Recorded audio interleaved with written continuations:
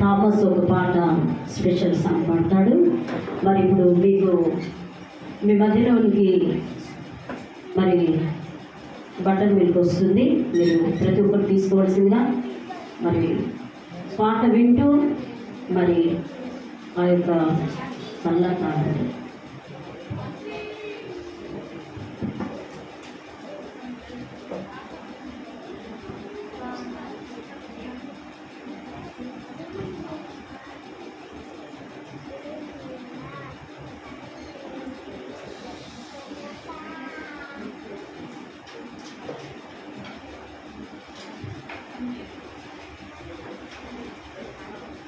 హల్లెలూయా.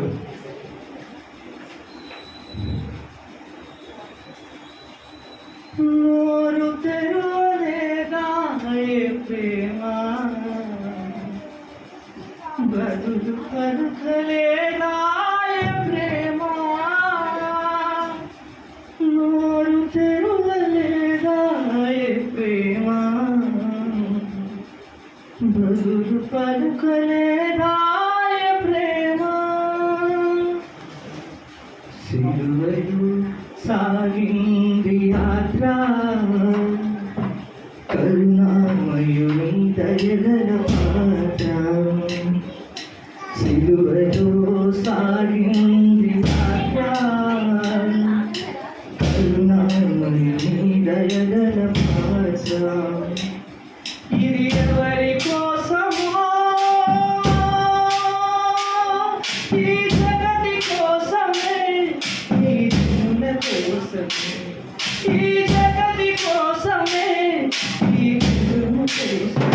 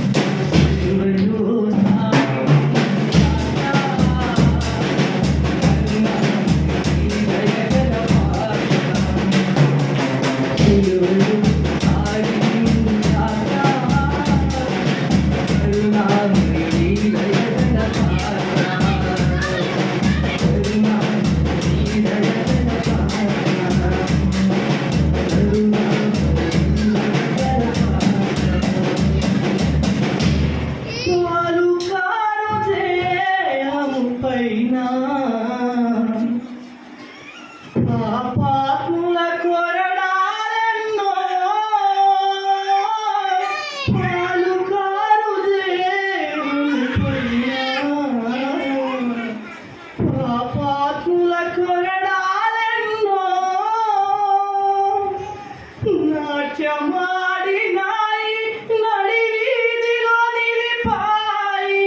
నాట్యమాడినాయి నడి వీధిలో నిలిపాయి. నోరు తెరువలేదాయే ప్రేమ, బదులు పలుకలేదాయే ప్రేమ. నోరు తెరువలేదాయే ప్రేమ, బదులు పలుకలేదాయే ప్రేమ.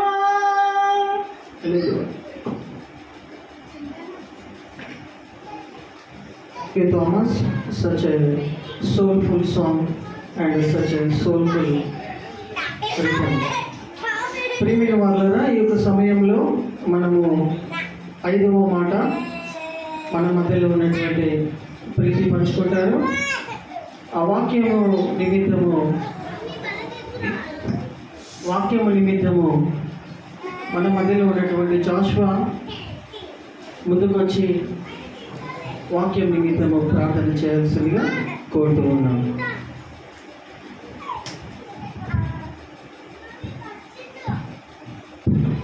హల్లెలూయా. ప్రయత్నిస్తున్నాం. సర్వోన్నతుడా, సర్వశక్తిమంతుడా, కృపగలిగిన యేసయ్య, నీకు వందనాలు, స్తోత్రాలు చెల్లిస్తున్నాను. ఇదిగో నా ప్రభువా, నాన్న, ఈ మధ్యాహ్నకాల సమయంలో నా ప్రభువా నీ పాసనలో చేరి నిన్ను స్తుతించడానికి, నిన్ను ఆరాధించడానికి, నీ నామం కనపరచడానికి, నీ నామం హెచ్చించడానికి, రాజా శిలువలో మీరు ధ్యానించినటువంటి ఆ 7 మాటలను పలకడానికి మీరు చూపినటువంటి కృపను బట్టి మీకు స్తోత్రములు చెల్లిస్తున్నాను నా తండ్రి. రాజా ఇంతవరకు నా తండ్రి మీరు పలికిన 4 మాటల ద్వారా నా తండ్రి నీ కృపను ఇక్కడ ఉంచినందుకే మీకు స్తోత్రాలు చెల్లిస్తున్నాను. అలాగే నా తండ్రి 5వ మాట ధ్యానించబోతుండగా నా తండ్రి సిస్టర్ ప్రీతిని మీరు జ్ఞాపకం చేసుకోమని అడుగుతున్నాము నా తండ్రి. రాజా తన మీద నీ కృపను ఉంచమని కోరుకుంటున్నాము నా తండ్రి. తను ఏమి బోధించాలో నా తండ్రి తన మాటకు నీ మాటను జత చేయమని అడుగుతున్నాము నా తండ్రి. యేసయ్య, నీకు వందనాలు, స్తోత్రాలు చెల్లిస్తూ నీకే ఘనత, మహిమ, ప్రభావం ఆరోపించుకొనుచు యేసుక్రీస్తు ప్రభు యొక్క శక్తిగల నామంలో ప్రార్థన చేసి అడిగి వేడుకొనుచున్నాము తండ్రి. ఆమేన్.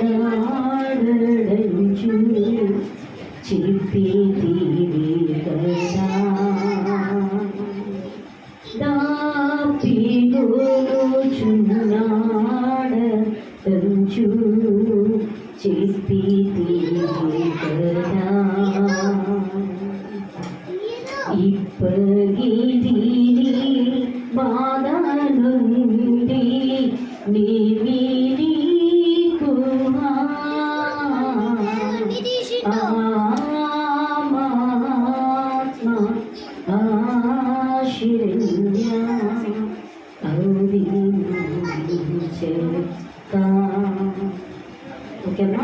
మరి రావాలి. మరి బాబుని ఎవరైనా పట్టుకోండి దయచేసి. బాబును వాళ్ళ డాడీ గానే ఇవ్వండి. అమ్మాయి వాక్యం చెప్పేటప్పుడు మరి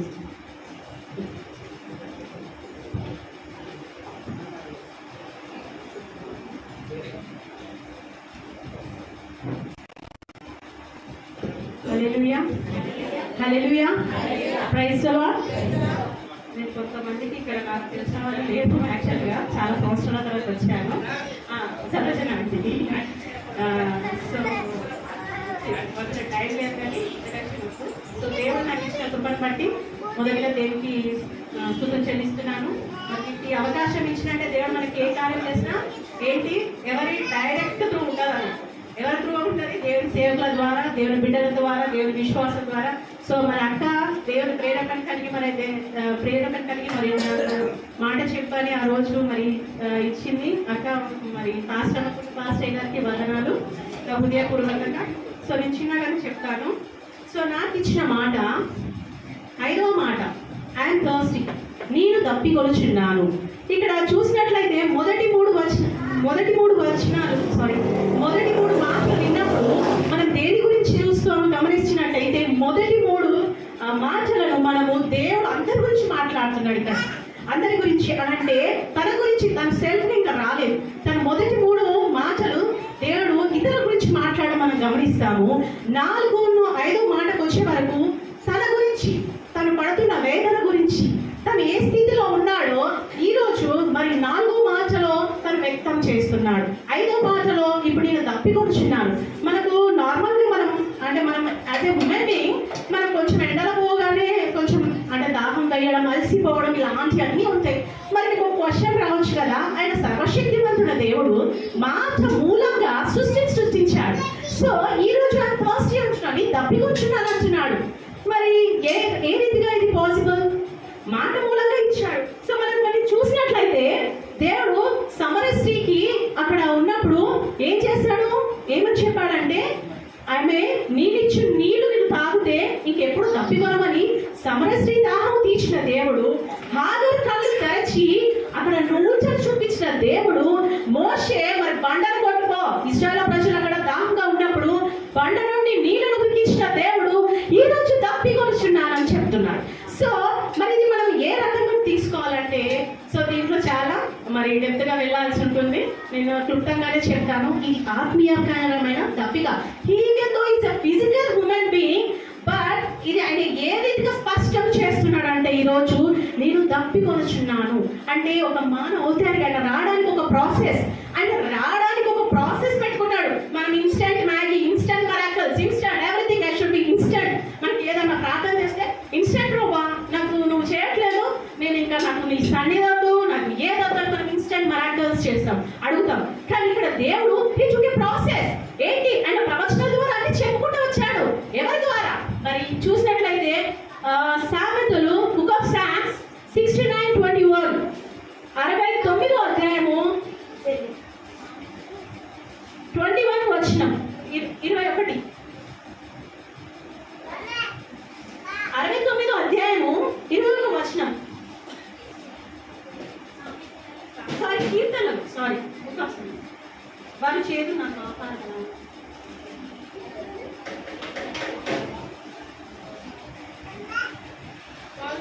నాకు ఆహారంగా పెట్టింది. ఓకే, నాకు దప్పి అయినప్పుడు చిలుకలు త్రాగనిచ్చింది. ఓకే, నాకు దప్పికైనప్పుడు చిలుకలు త్రాగనిచ్చింది.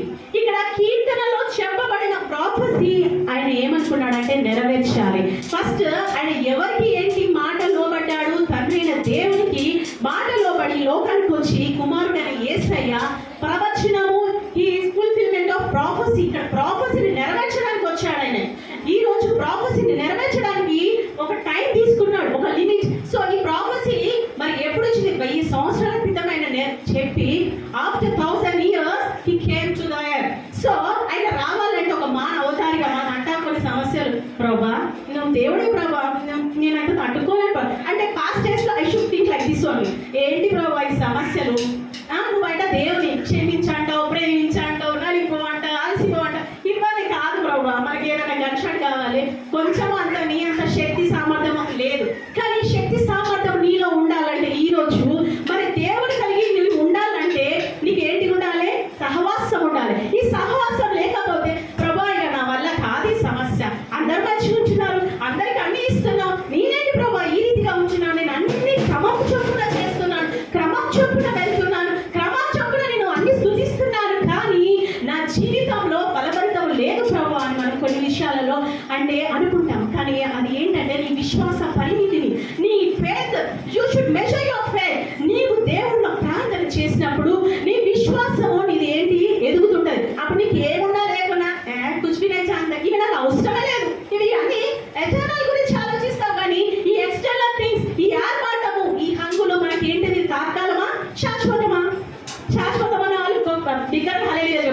So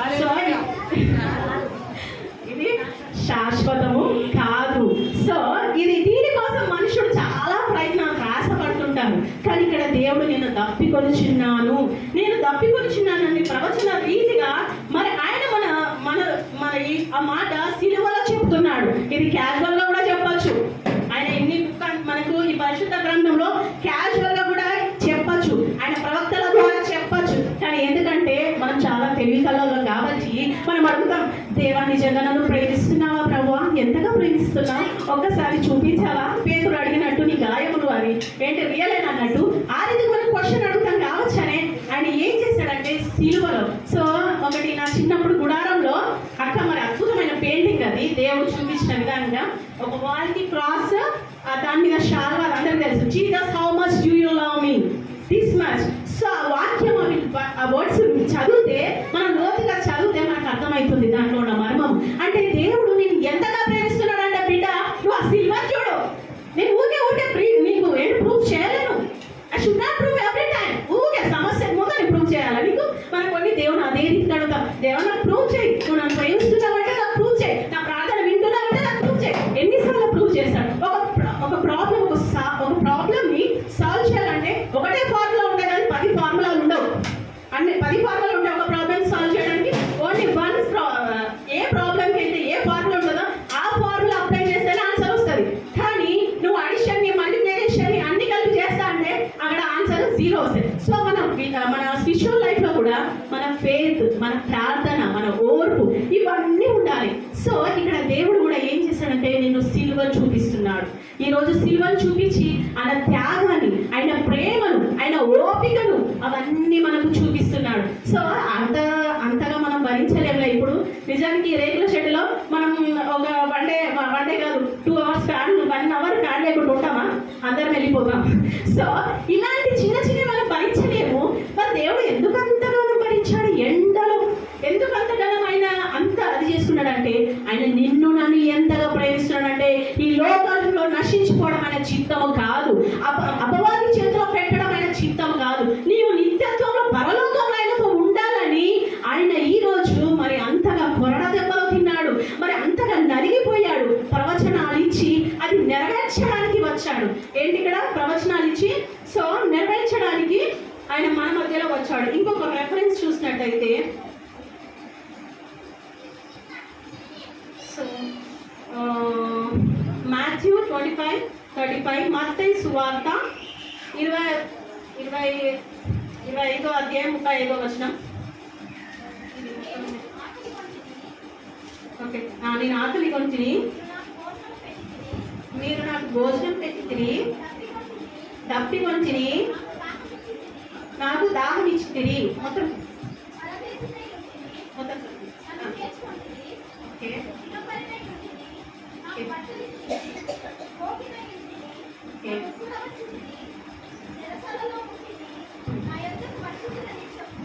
okay. సో ఇదంతా కొంచెం మీకు అర్థమైంది అనుకుంటాను. ఎంతమందికి అర్థమైంది వాక్యం? ఇది చదివిన వాక్యం అర్థమైంది. ఓకే, ఇక్కడ ఏమొచ్చి నేను ఆకలి కొంటే మీరు నాకు భోజనం పెట్టింది. ఎవరెవరు ఇక్కడ మరి ఆకలి కొన్నారు? ఎవరు భోజనం పెట్టారంట? మనం కింద 40 వచనంలో పోతే మనం దీనికి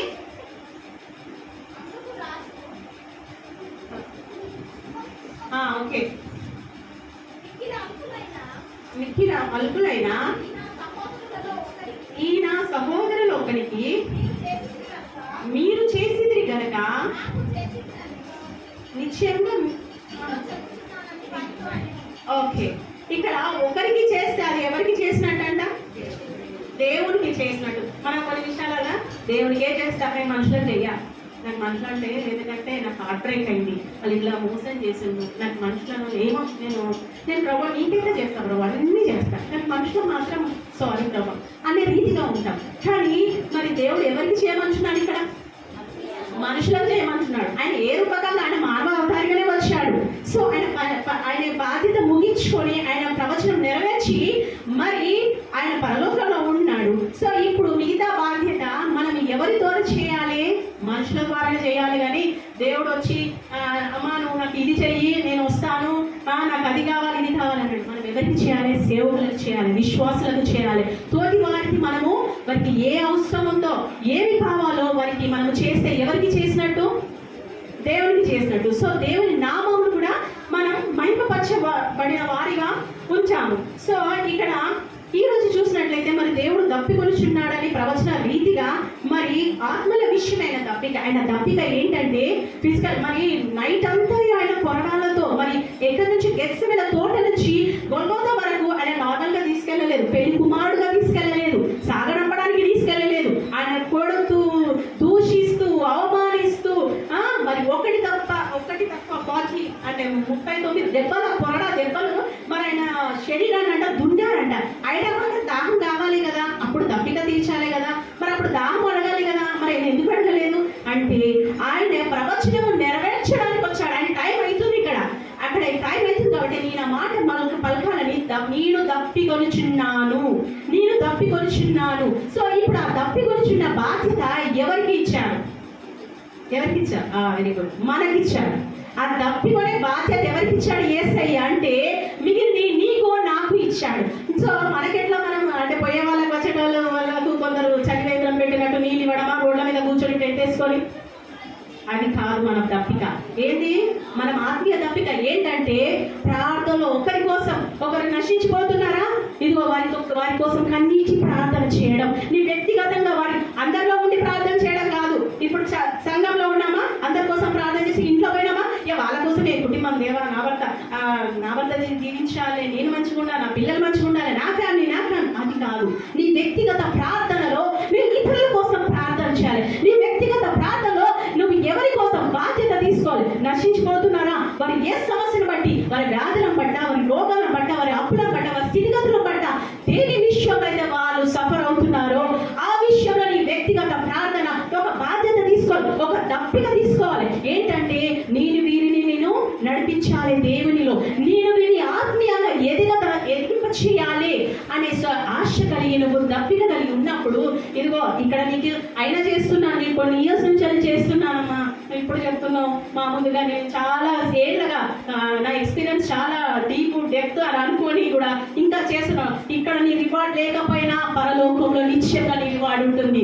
ఇక్కడ నీకు ఏది లేదనుకోని నువ్వు బాధపడుతున్నావేమో ఈ రోజు, ఇదిగో నీకు పరలోకంలో మరి ఆయనతో పాటు కూర్చొని విందు చేసే అవకాశం దేవుడు ఇస్తున్నాడు. ఇది మానవునికి మరి ఇట్టి గొప్ప అవకాశాన్ని మనం యూజ్ చేసుకుందామా లేదా? ఈ రోజు మనము ఏం చేయాలి? మనము దేవుడిచ్చిన అవకాశాన్ని మనం వాడుకునే వారిగా ఉండాలి. కానీ దేవా ఇక వద్దులే ప్రభా, నువ్వు తీసిన తప్పికే నాకే సక్కలేదు, నా బ్రతికే సక్కలేదు, చెప్తున్నాను, నా బ్రతికే సక్కలేదు, ఇంకొకరి గురించి ఎందుకు ప్రభా, నాకు అవసరమా, నేను మంచిగా ఉంటే చాలే కానీ తర్వాత ఆలోచిస్తాం అనే రీతిగా ఉండదు. నువ్వు ఇతరుల కోసం ప్రార్థన చేసినప్పుడు నిన్ను నీవు ఏంటిదంటే స్పిరిచువల్ గా డెవలప్ చేసుకుంటావు. You have intimacy with God. అంటే నువ్వు లోతైన సహవాసం కలుగుతావు. నువ్వు వాక్యం చదవాలి, నువ్వు ఇతరుల కోసం ప్రార్థన చేయాలి, ఇతరులను ప్రేమించాలి, ఇతరులను ఆదరించాలి.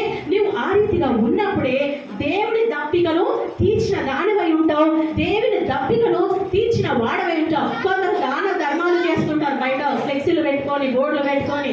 అది కాదు, అది కాదు. So it is one of part. కానీ నువ్వు చేసే వారికి ఏ రకంగా ఉండాలి, నువ్వు ఒకసారి నిన్ను పరీక్షించుకో. నువ్వు పరీక్షించుకొని నువ్వు దేవుని బిడ్డలకు, దేవుని సేవకులకు, విశ్వాసులకు మరి ఎవరైతే మరి ఆదరణ లేక ఉంచున్నారా మరి వారి ఎడల నీ ప్రేమను, దేవుని ప్రేమ, నీ ప్రేమ అంటే మనం ప్రేమించడం. సీరియస్లీ చెప్తాను, whole spirit you should lead. ఎవరు ఇక్కడ పరిశుద్ధాత్మ దేవుడు లీడ్ చేస్తారని నువ్వు ప్రేమిస్తావు, కానీ లేకపోతే మనిషి స్వభావము చాలా ఘోరమైనది. ఎందుకంటే నీలో ఎవరు ఉండాలి? ఫలాలు, హోలీ స్పిరిట్, ప్రేయర్, ఫెయిత్, ఇవన్నీ ఉంటేనే మనం ఇతరులను మనం ప్రేమించగలుగుతాము, వారి కోసం దప్పిక కలిగి ఉంటాము. సో మరి ఇంకా సో దేవుడు మనకి ఇచ్చిన అవకాశాన్ని బట్టి దేవునికి వందనాలు. సో ఈ రోజు నేను కలిసి మనము పరీక్షించుకుందాం, మన వ్యక్తిగత జీవితంలో ఒకరి బాధ్యతనే తీసుకుందాం, సంఘ విషయంలో కూడా దప్పిక కలిగి అందరూ ఉండేలాగా ఇక నుంచి మరి ప్రార్థనతో, భారముతో సహకరిస్తూ అన్ని విషయంలో మరి సంఘానికి సహకరిస్తూ, అనేక విశ్వాసులకు సహకరిస్తూ మనం దేవుని సాక్షి బిడ్డలుగా మరి అక్క మెచ్చుకోవాలని కాదు, అక్క మరి పాస్టర్ మెచ్చుకొని ఇక్కడ బొకేలు ఇచ్చి శాలువాలు ఇచ్చి సత్కరించాలని కాదు. కానీ దేవుడు నాకు లెక్క అడుగుతాడు అక్కడ. నువ్వు ఏం చేశావు, నువ్వు వెళ్ళావు, నువ్వు ఏం నేర్చుకున్నావు, నువ్వు ఏ రీతిగా ఏం చేశావు లెక్క అడుగుతాడనే భయము అది మనకు ఉంటే ఇంటర్నల్ గా ఉంటే మనము అన్ని రకాలుగా మనం సంఘానికి మనము సహకరించే వారిగా ఉంటాము. సో దేవుడు మరి ఈ మాటలు దేవుడు అందరినీ దీవించి ఇదిగో మనం అందరం నేర్చుకునే వారమే. నాకు రాదు, but I'm trying my best. నేను అంటే జీసస్తో పర్సనల్ ఎక్స్పీరియన్స్ నా జీవితంలో చాలా ఉన్నాయి, బట్ ఇప్పుడు టైం కాదు. కానీ అక్క గురించి ఒక్క చిన్న 2 మాటలు మాట్లాడతాను.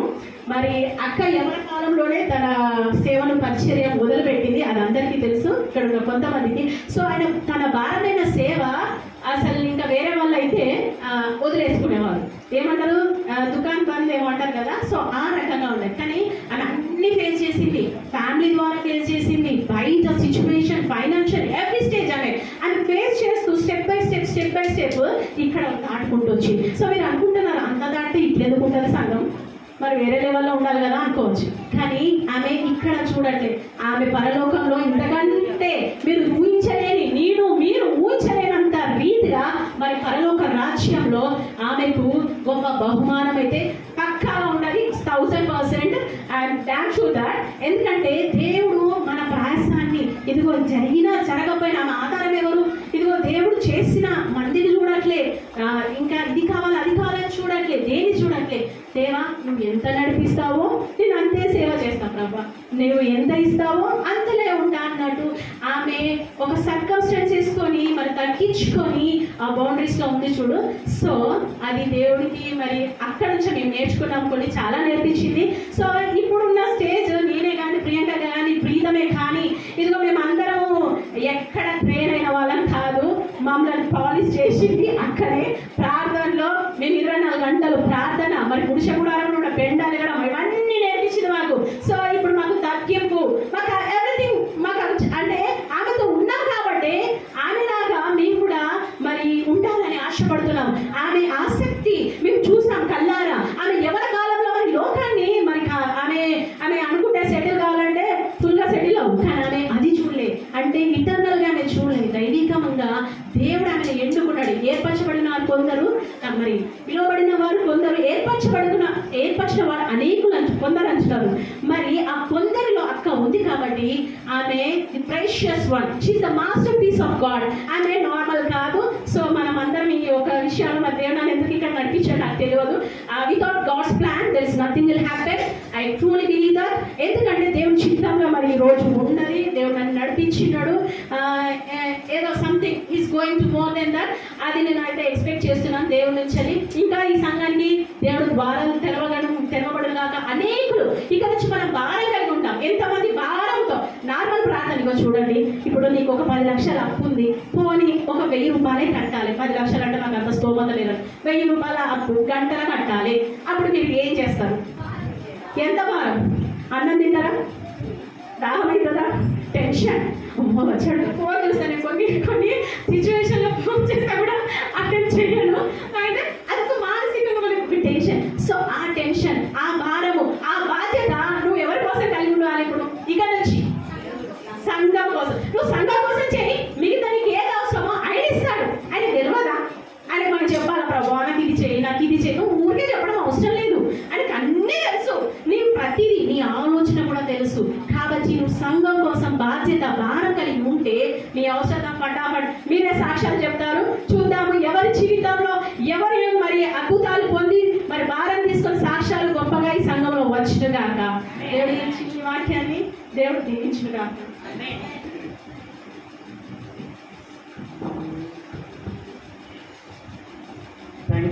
Thank you, Preeti.